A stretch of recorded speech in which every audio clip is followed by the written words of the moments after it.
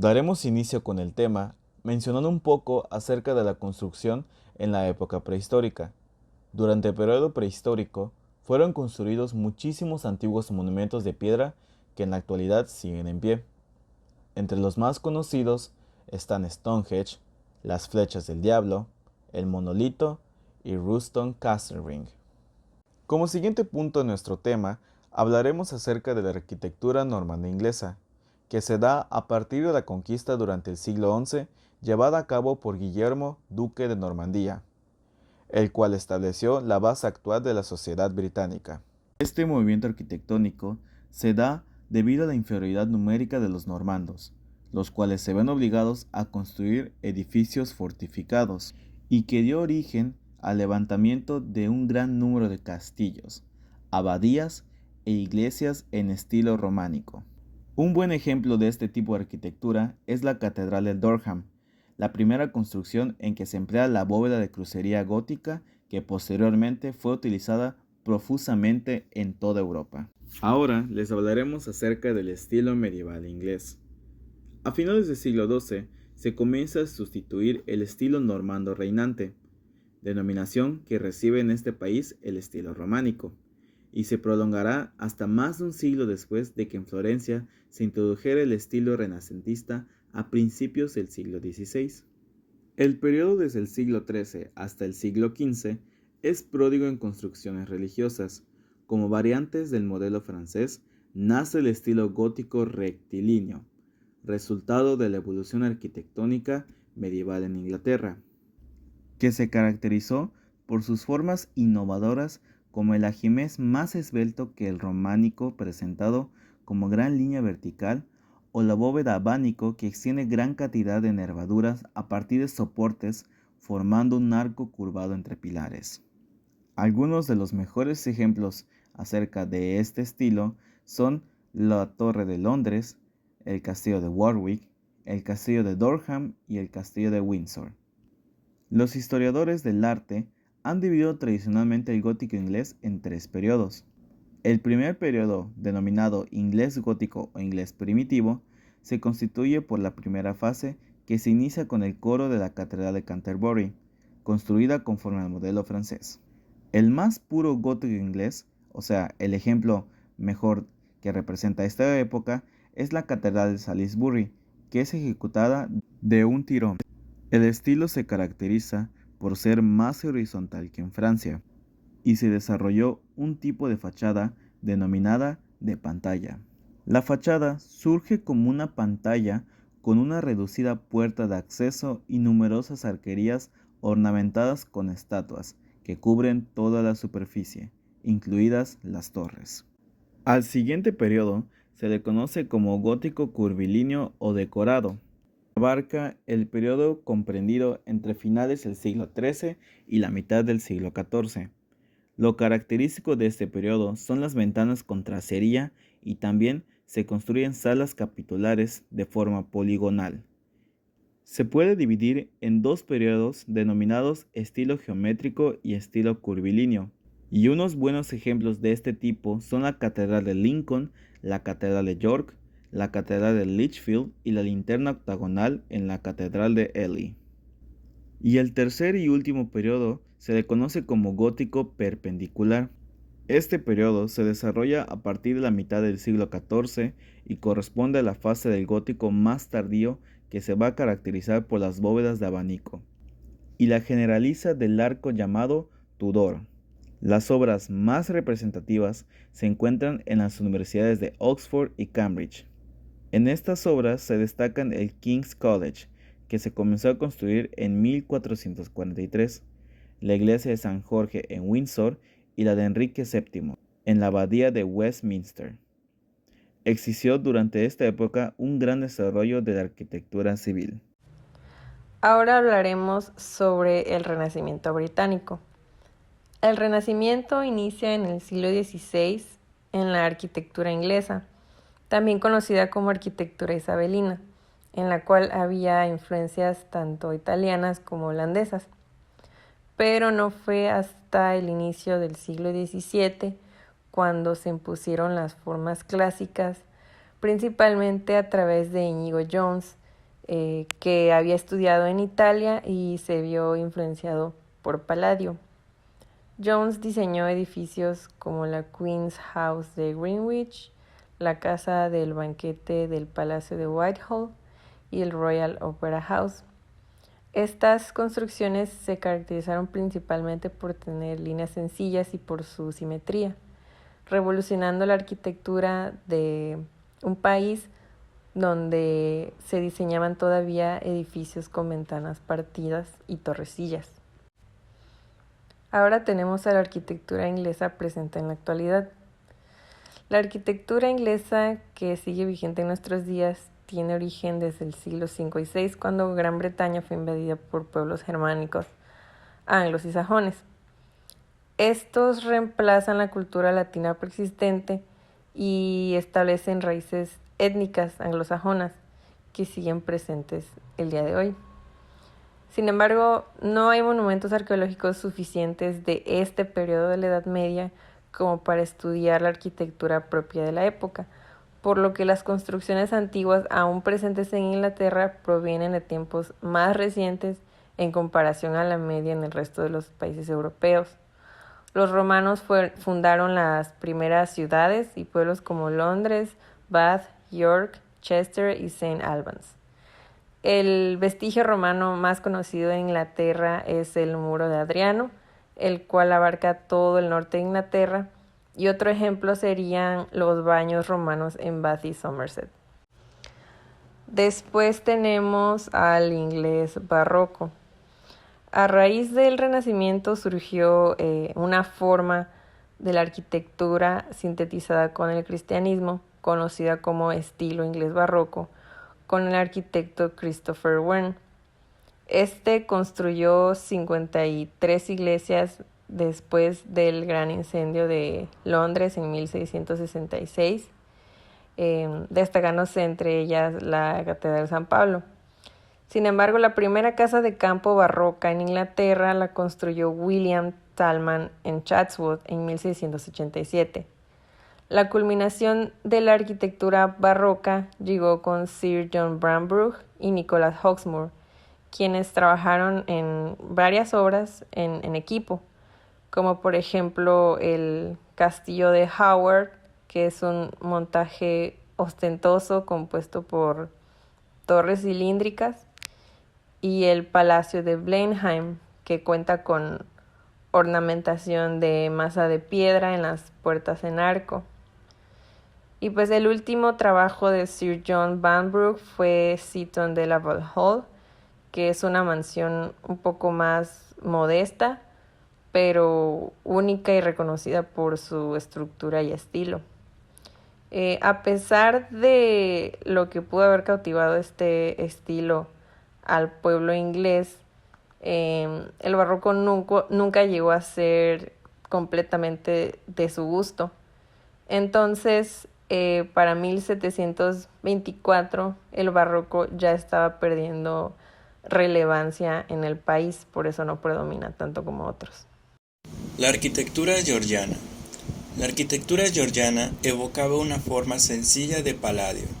El Royal Crescent en Bath es uno de los mejores ejemplos de este tipo de arquitectura. La arquitectura georgiana se caracterizaba por su proporción y equilibrio. Se usaron relaciones matemáticas simples para determinar la altura de una ventana en relación con su ancho o la forma de una habitación como un cubo doble. La regularidad, como con la sillería, que es un corte uniforme, fue fuertemente aprobada, imbuyendo simetría y adherencia a las reglas clásicas. A falta de simetría, donde las adiciones georgianas se añadieron a estructuras anteriores que permanecían visibles, se sintió profundamente como un defecto. Al menos antes de Nash, comenzó a introducirlo en una variedad de estilos. La regularidad de los frentes de las casas a lo largo de una calle era una característica deseable del urbanismo georgiano. Hasta el comienzo del Renacimiento gótico, a principios del siglo XIX, los diseños georgianos generalmente estaban dentro de los órdenes clásicos de la arquitectura y empleaban un vocabulario decorativo. La arquitectura neogótica. La arquitectura neogótica Surgió en el siglo XIX, peyorativamente denominada como pseudogótica. Consiste en arquitectura realizada a imitación de la gótica medieval, por su común rechazo al racionalismo neoclásico. Es un estilo vinculado con el romanticismo y por sus implicaciones políticas con el nacionalismo. Como arquitectura historicista, es una reelaboración que reproducía el lenguaje arquitectónico propio del estilo gótico, con formas más o menos genuinas. Apareció en Inglaterra a mediados del siglo XVIII. Se caracterizaba por el uso de arcos apuntados, asimismo como bóvedas de crucería, contrafuertes y arbotantes, ventanas y vidrieras. Sus obras más representativas son numerosos edificios colegiales en Cambridge y en Oxford, al igual que el Palacio de Westminster, en Londres. La arquitectura de Londres. Londres no se caracteriza por ningún estilo arquitectónico en general, habiendo acumulado edificios de diversos periodos y tipos de arquitectura.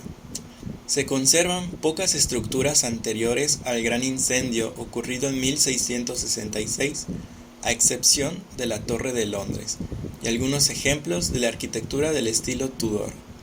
El estilo Tudor es, en arquitectura inglesa, el último estilo de la arquitectura medieval.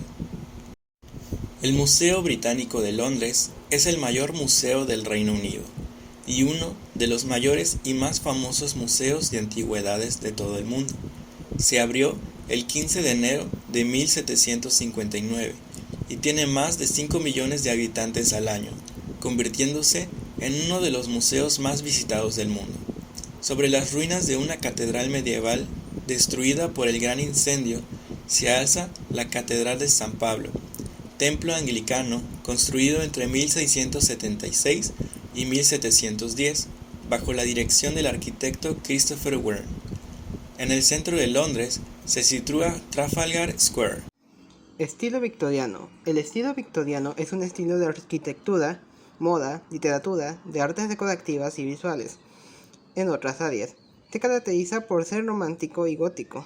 Se impuso durante el reinado de la reina Victoria de Gran Bretaña desde mediados y finales del siglo XIX, el 20 de junio de 1837 a 22 de enero de 1901. Este estilo se caracteriza por el renacimiento de una serie de estilos arquitectónicos. Muchos elementos de lo que se denomina arquitectura victoriana no fueron populares hasta finales del reinado de Victoria. A menudo los estilos incluían interpretaciones y representaciones eclécticas de estilos históricos mezclados con la introducción de influencias del Medio Oriente y Asia. El nombre sigue con la costumbre francesa e inglesa de denominar de los estilos arquitectónicos con el nombre del monarca reinante. Variante del Renacimiento gótico. Arte gótico es la denominación historiográfica del estilo artístico que se desarrolló en Europa occidental durante la Edad Media tardía, desde mediados del siglo XII, con la reforma de la Catedral de Saint-Denis entre 1140 y 1144, hasta la implantación del Renacimiento del siglo XV para Italia, y bien entrado el siglo XVI en los lugares donde el gótico previó más tiempo. El arte gótico, propiamente dicho, coincide en el tiempo de la plenitud y la crisis de la Edad Media.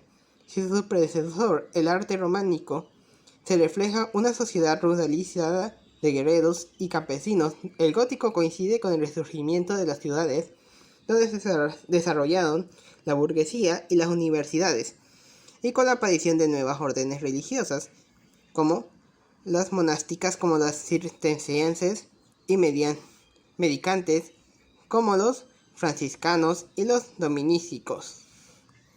Frente a la iglesia monasterios del románico, dicho esto de forma general, el gótico eleva como su obra arquitectónica emblemática prodigiosas catedrales llenas de luz, así como una gran altura, siendo estas sus principales aportaciones técnicas, las cuales se encuentran justificadas por el estilo de pseudo-Dinicio Areopágita, aunque también se desarrollaron una importante arquitectura civil.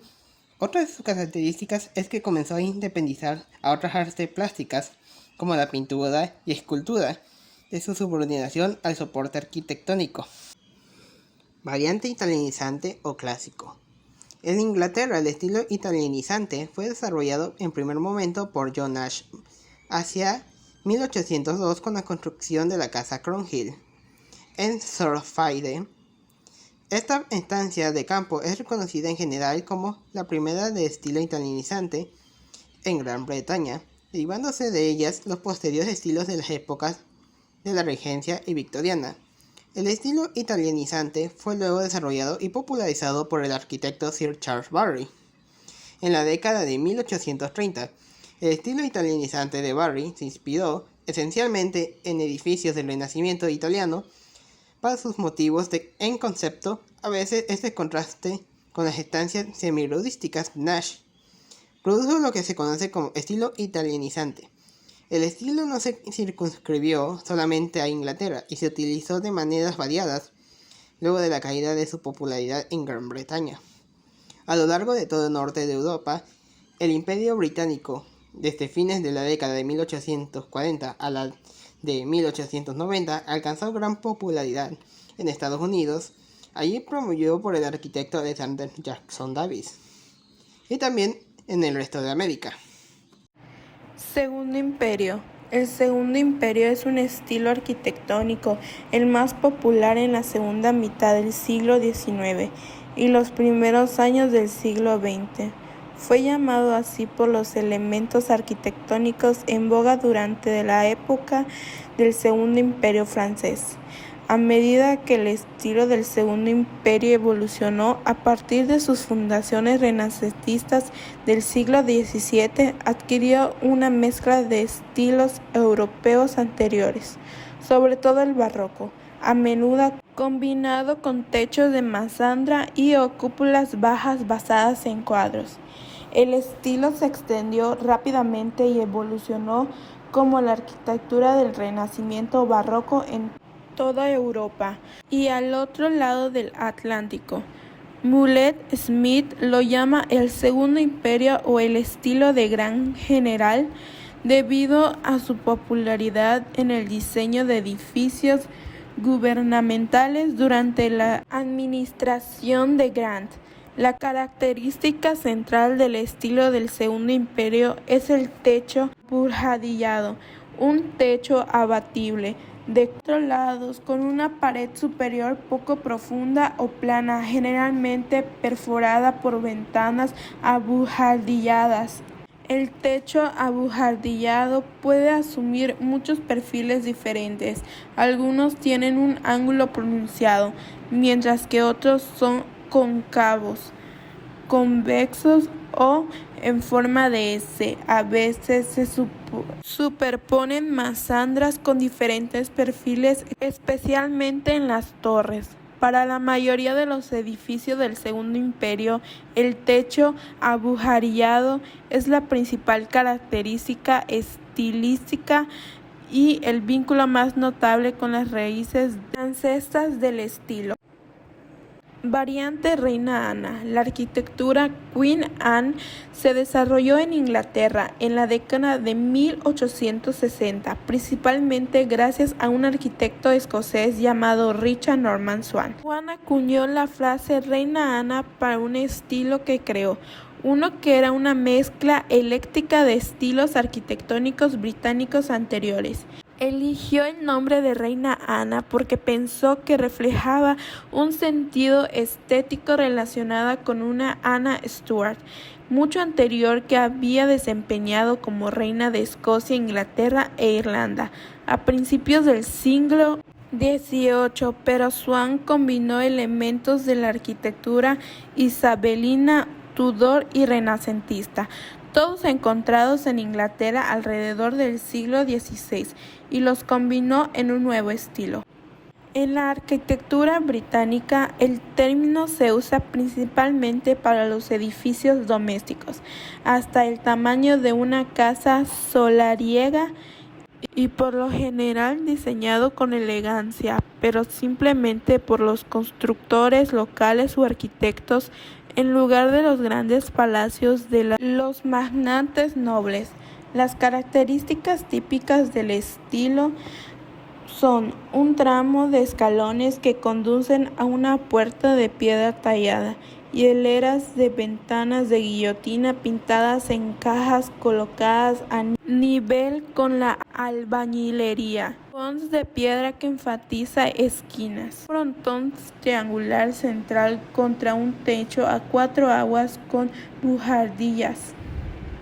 Por lo general, planes de doble pila, tipo caja, 2,4 de profundidad.